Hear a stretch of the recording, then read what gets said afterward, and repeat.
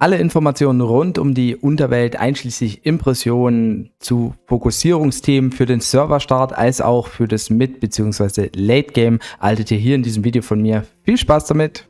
Ja, und damit herzlich willkommen zum Shakes & Fidget Unterwelt Guide 2023. Ich habe so einen Guide schon mal versucht über mehrere Parts im Jahr 2020. 2 Parts von mir gibt es auch in der Guide-Liste.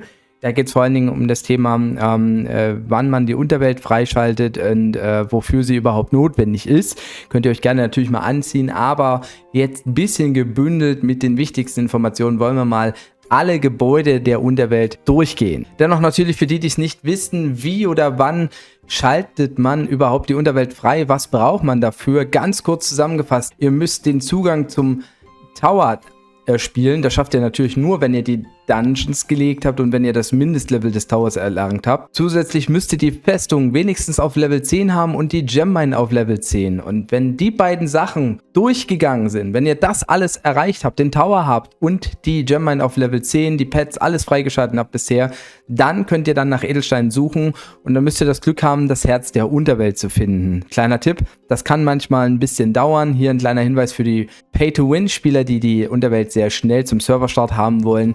Rechnet nicht nur bitte die Ressourcen in der Festung für Fortress 10, Gemmine 10, sondern rechnet auch damit, dass das Suchen von Gems Gold kostet, allerdings vor allen Dingen Steine und Holz. Das kann auch mal sein, dass ihr 10, 20 Mal skippen müsst, bevor ihr das Herz der Unterwelt findet. Also achtet darauf, wenn ihr die Gemmine auf 10 hochgeskippt habt, dass ihr dann auch genügend Ressourcen für das Suchen des Herz der Unterwelt habt.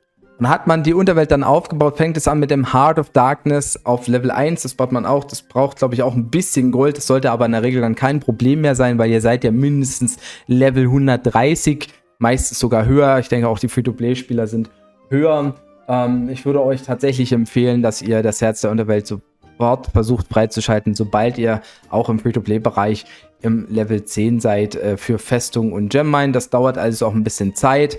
Meistens nach einem Serverstart gehen da einige Wochen ans Land und die Ressourcen sind vielleicht weniger das Problem als die Zeit. Aber wenn ihr alles zusammengetragen habt und eben auch die anderen Sachen erfüllt hat, solltet ihr es trotzdem auch als Free-to-Play-Spieler so schnell wie möglich versuchen. Das Herz der Unterwelt ist eben das erste Gebäude. Dann gibt es Gebäude, die nur für die Unterwelt zuständig sind und die wollen wir erstmal durchgehen. Das Herz der Unterwelt ist wie die Festung das allgemeine Gebäude. Das Herz der Unterwelt gibt vor, welche Gebäude ihr bis zu welchem Level ihr ausbauen könnt. Ansonsten hat es aber keine andere Funktion wie bei der Festung, denn hier spielt der Seelenextraktor eine größere Rolle. Der gibt euch Seelen pro Stunde, ohne dass ihr was dazu tun müsst. Es hat natürlich auch eine Kapazität, auf die ihr achten müsst. Dieser erhöht sich mit einem jeweiligen Level und anders als in der Festung ist der Seelenextraktor entscheidend dafür, wie viele Seelen ihr bekommen könnt über das Glücksrad 2.0, was ihr dann auch bekommt nach Freischaltung der Unterwelt oder dem Hütchenspieler, als auch die Seelen, die ihr bei den Quests bekommt während eines Seelenevents. Sprich, da muss das Level entscheiden. Ihr solltet also bestenfalls das Level immer auch mit dem Herz der Unterwelt mitziehen. Bestes Beispiel auf EOF habe ich es nicht gemacht, lol. Weitere Gebäude, die nur für die Unterwelt relevant sind, sind das Underworld Gate, der Wächter, Room for Goblin Pit, Room for Troll Block und die Torture Chamber. Mit diesen Gebäuden könnt ihr letztendlich aussuchen, wie viele Seelen ihr täglich durch das in die Unterwelt locken von Helden ihr bekommen könnt. Also je weiter diese Gebäude ausgebaut sind, also Underworld geht, solltet ihr auf Level 5 auf jeden Fall ausbauen, damit ihr 5-mal Spieler in die Unterwelt locken könnt. Darüber hinaus gibt es nur einen Bonus pro Level 5% sozusagen, die man noch dazu bekommt. Die Torture Chamber erhöht genauso die prozentuale Seelenmenge pro in die Unterwelt gelockten Helden. Dazu muss man sagen, dass die Helden, je höher die im Level sind, auch eben mehr Seelen abgeben. Und um das zu schaffen, nutzt ihr eure Einheiten. Room for Trollblock, Room for Goblin Pit und Wächter sind die Einheiten, die ihr zur Verfügung habt. Der Wächter ist die stärkste Einheit, deshalb wird in der Regel nur dieser ausgebaut. Den kann man dann auch noch im Prinzip einzeln trainieren. Also hier wird er stärker. Und auch hier über die Level wird er stärker. Man kann auch sehen, was er ungefähr für Werte hat. Es ist halt ein Krieger und der sollte halt stärker sein als die Helden in der Unterwelt. Natürlich, wenn ihr richtig cool seid, baut ihr Goblin Pit aus. Ne? Wenn ihr Rudus Shakes and Fidget Show verfolgt, dann auf jeden Fall Goblin Pit ausbauen. Aber ansonsten ist der Wächter dort etwas wichtiger. Natürlich solltet ihr auch versuchen, Seelen zu generieren durch das Locken der Helden in die Unterwelt. 2 Sachen sind zu beachten. Wie viele Seelen ihr überhaupt bekommen könnt, ist abhängig vom Level des Spielers, den ihr in die Unterwelt lockt. Ihr sucht also in der Hall of Fame Spieler, die eben dieses Level haben. Hier ist wichtig, es wird euch immer vorgegeben, es fängt mal bei 0 an, welches Level maximal der Spieler haben kann. Also wenn der Spieler jetzt Level 100 hat und ihr habt aber Max Souls at Level 25, kriegt ihr nur die Menge, die ihr auch kriegen würdet, wenn ihr einen Spieler mit Level 25 angreift. Das heißt, zusätzlich sollte man aber immer versuchen, so hoch wie möglich die Spieler anzugreifen, weil mit je gewonnenem Angriff in der Unterwelt, also jeden, den ihr erfolgreich reingelockt habt in die Unterwelt, dafür erhöht sich das Level. Es funktioniert gerade leider nicht. Ich weiß nicht warum, was das Problem ist.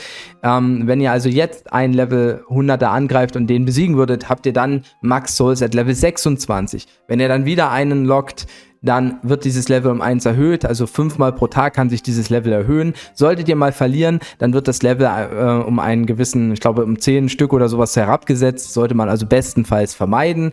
Zum Beispiel hier erhöht sich jetzt auch das Level 525 und müsste jetzt ein Spieler mal mit höherem Level angreifen. Machen wir mal den. Oh, haben wir verloren, verdammt. Deshalb hat sich das um 5 reduziert. Jetzt suchen wir einen Spieler. Nochmal probieren wir es. Leider nicht. Jetzt hat sich es nochmal um 5 reduziert. Jetzt suchen wir einen Spieler um 519. Und wenn wir den besiegen, dann... Ne, haben wir auch nicht besiegt. Ich sollte mal auf diesen Server meinen Keeper hier ausbauen. Genügend Ressourcen haben wir ja. Dazu ist es am besten, ihr greift jemanden an, der definitiv schwächer ist als eure Einheiten und am besten greift ihr Leute an, die nackt sind. Fragt bei euch in der Gilde oder im Discord, im Shakes and Fidget Discord rum für diesen jeweiligen Server. Gibt es denn Spieler, die gar keine Ausrüstung haben? Ich erinnere da gerne an meinen Charakter auf EU2, den ich mal erstellt habe als Berserker mit Level 203, komplett ungeskillt und nackig. Konnten viele Spieler in der Unterwelt mich sozusagen jagen. Ich hoffe, dass, man sieht es an den Spielern, die ungefähr auch hier in diesem Levelbereich sind, die haben es wahrscheinlich geschafft, mich hier zu attackieren. Also ich glaube, dass alle 204er im Moment mich zum Angreifen nehmen, weil das Maximum ist, was drin ist. Also, das ist halt ziemlich nice. Das Ganze hatte aber für die Pay-to-Win-Spieler nur einen, sag ich mal, geringeren Wert zum Start. Die Free-to-Play-Spieler sollten auf jeden Fall auch den Fokus darauf legen. Die Free-to-Play-Spieler haben andere Gebäude, die sie als erstes aufziehen und das ist vor allen Dingen der Gladiator-Trainer. Der Gladiator-Trainer erhöht den kritischen Damage-Bonus, den man machen kann und es ist so, dass sobald die Festung freigeschalten ist, ab gewissen Leveln es Zusatzpakete gibt, die auch Seelen enthalten und die Pay-to-Win-Spieler sollten auf jeden Fall diese Seelenpakete kaufen, dann die Herz der Unterwelt skippen.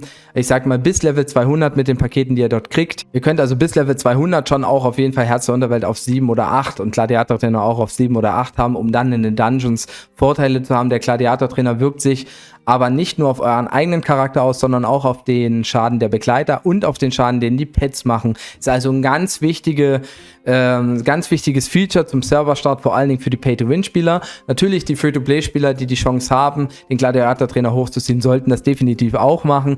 Aber hier ist es eben so, dass natürlich dann auch mit höheren Leveln längere Ausbauzeiten vorherrschen. Zum Beispiel hier von 11 auf 12 dauert das schon mal 6 Tage.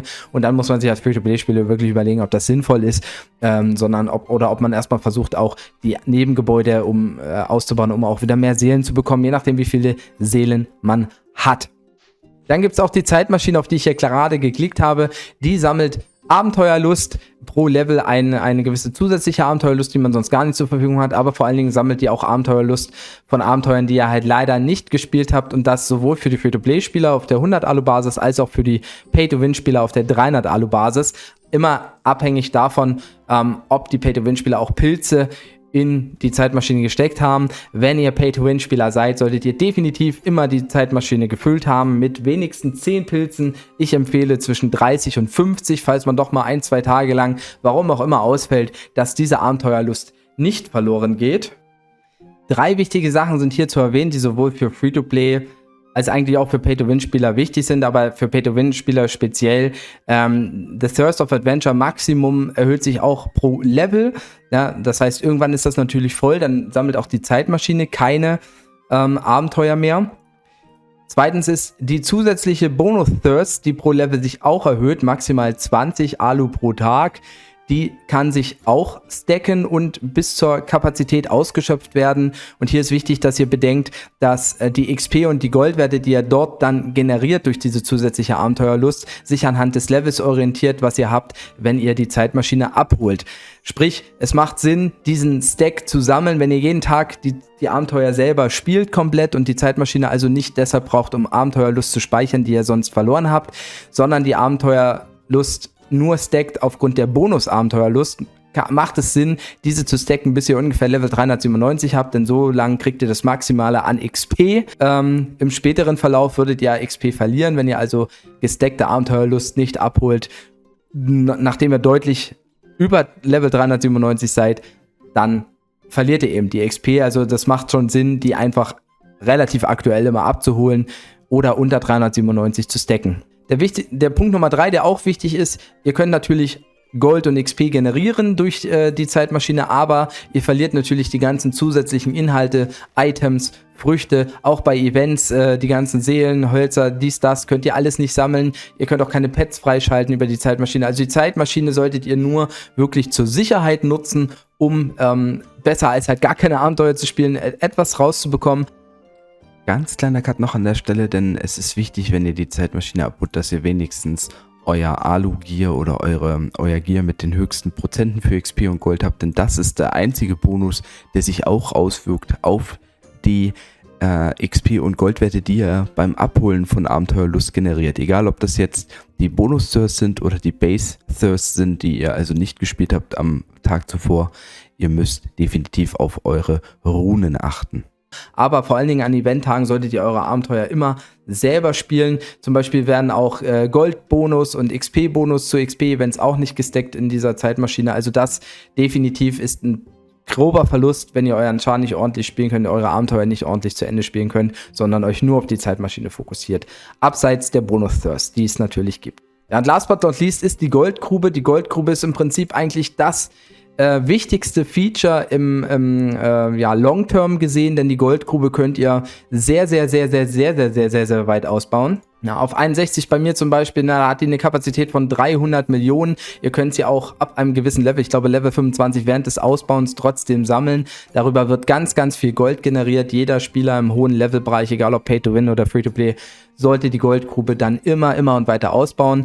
Wichtig aber hierbei ist auch, dass ihr die Goldgrube erst über Level 15 ausbauen könnt, wenn ihr alle anderen Gebäude auf Level 15 ausgebaut habt. Level 15 ist für viele Gebäude das Maximum, wie ihr sehen könnt, und erst dann könnt ihr die Goldgrube weiter ausbauen. Wozu wir dann zum Punkt kommen, dass auch zum Serverstart zwar Pay-to-Win-Spieler, zum Beispiel Gladiator-Trainer und die Zeitmaschine eher mal ausbauen als Wächter, Torture Chamber oder Underworld Gate, aber im mittleren Spielverlauf müssen auch diese Pay-to-Win-Spieler diese Gebäude ausbauen. Es spielt also dann für Free-to-Play-Spieler auch nicht die Rolle, dass sie erst vielleicht diese reinen Unterweltgebäude mehr ausbauen als den Gladiator-Trainer oder auch die Zeitmaschine, weil am Ende muss erstmal alles auf Level 15 ausgebaut sein, um dann die Goldgrube weiterzubauen. Es gibt also keine wichtigen taktischen Aspekte, die man da noch beachten muss. Es ist auch so, dass langfristig das wirklich lukrativste Event, um Seelen zu generieren, ist das Seelen-Event. Was man an Seelen bekommt, dann allein schon durch die Quest ist so viel, dass Free-to-Play-Spieler auch relativ schnell hier voll werden und das gar nicht nutzen können, weil eben die Ausbauten so lang sind. Also für beide Spieler würde ich trotzdem, egal ob sie den Gladiator-Trainer pushen wollen, die Free-to-Play-Spieler, die Pay-to-Win-Spieler oder eben die Free-to-Play-Spieler, die das nicht so machen können, baut immer Heart of Darkness 1 höher, wenn ihr könnt, und dann den Soul Extractor auch, damit ihr dort auf jeden Fall die Chance habt, so schnell wie möglich in den Events die bestmöglichen Ressourcen zu farmen. Das ist halt der Clou. Und wenn ihr das macht, kommt ihr irgendwann an den Punkt, wie jeder andere Spieler auch, dass das Lager einfach extrem voll ist und dass man, ja, klar, Pay-to-Win-Spieler könnten das jetzt hier skippen. Ich kann es nicht, ich habe nicht genug Pilze auf meinem Char. Ja, also, da macht ihr also nicht so viel falsch. Die Unterwelt ist nicht so taktisch aufgelegt, dass man da extrem viele Fehler machen kann. Und das ist eigentlich auch eine gute Nachricht für alle Spieler. Ja, ich hoffe, der Part hat euch gefallen. Wenn ihr Fragen habt, schreibt sie gerne in die Kommentare. Falls ich was unklar ausgedrückt habe, fragt mich definitiv, dann kläre ich das gerne auf. Ja, man kann natürlich noch Sondersachen erwähnen, wie Elevator, wie legendärer Dungeon, da kann man auch Seelen bekommen. Oder eben auch die Seelenpakete, die hin und wieder angeboten werden bei Aktionen. Das bringt in der Regel dann natürlich den Pay-to-Win-Spielern mehr als den Free-to-Play-Spielern. Da würde ich mich nicht speziell auf die Seelen fokussieren, denn ja, der Anteil der Seelen, die man da generieren kann, ist verhältnismäßig geringer. Es ist einfach ein gutes Beiwerk. Da gibt es auch keine speziellen Sachen zu beachten. Dann war es das von mir. Haut auf jeden Fall rein. Noch da. Tschüss und Servus, euer Basti.